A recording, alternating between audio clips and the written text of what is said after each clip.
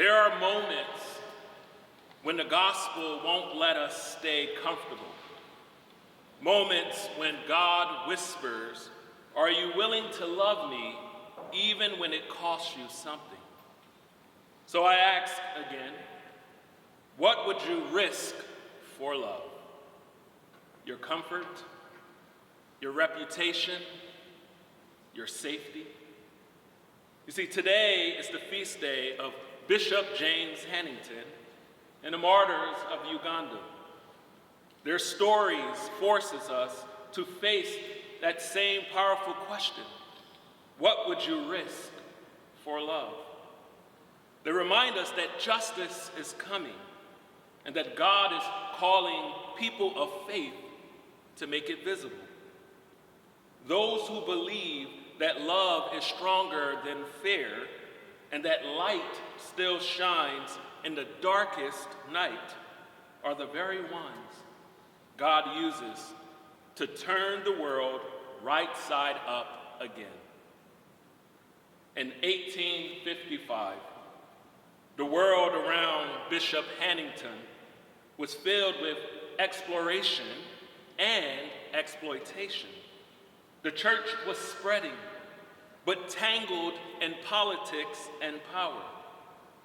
Yet, prophetic voices were calling the church back to its mission, to serve, not to rule, to liberate, not to dominate, to bear witness to love, even when it may cost you something. We saw a glimpse of that same struggle 5 years ago. A pandemic swept the earth, our streets filled with protests, sanctuaries fell silent, but the Spirit did not. In that moment, the church was called not to hide, it was called to shine its light, to feed the hungry, comfort the grieving, and speak hope into a world gasping for breath.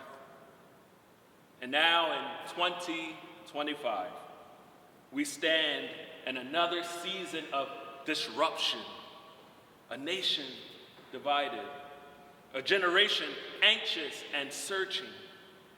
And the same Spirit that spoke in 1855 and in 2020 is still speaking to all of us today.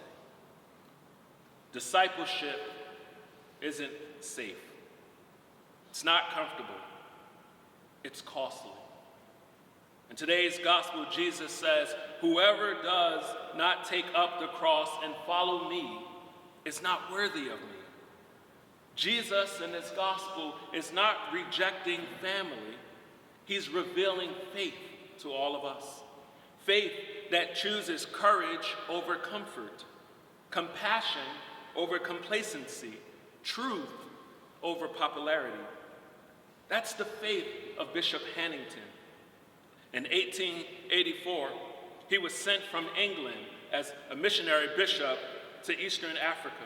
He was warned not to take the road to Uganda, but he said, "I am determined to go forward." He was captured, imprisoned, and executed on October 28, 1885. Before he died, he said, "Go tell your king that I have purchased the road to Uganda with my blood." His courage lit a fire. A young man named Joseph stood up to the king, and he too was killed. Then on June 3rd, 1886, 32 more men, 22 Roman Catholic and 10 Anglican, were burned alive for their faith. And their ashes became the soil from which the church in Uganda still grows today. Jesus said, "Whoever loses their life for my sake will find it." Most of us here today will never face swords or flames, but every day we will face choices. Will we speak truth when it will cost us something? Will we love justice more than safety? Will we follow Jesus even when it's not convenient? Because some of us in this world have settled for what I call the hokey-pokey discipleship.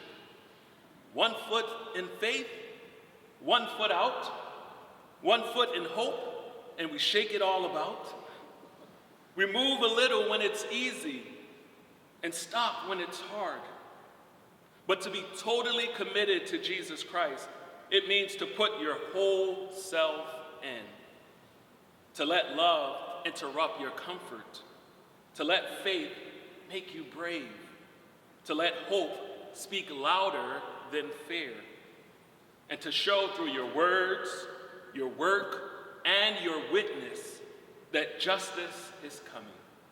Justice is coming because Jesus Christ is alive.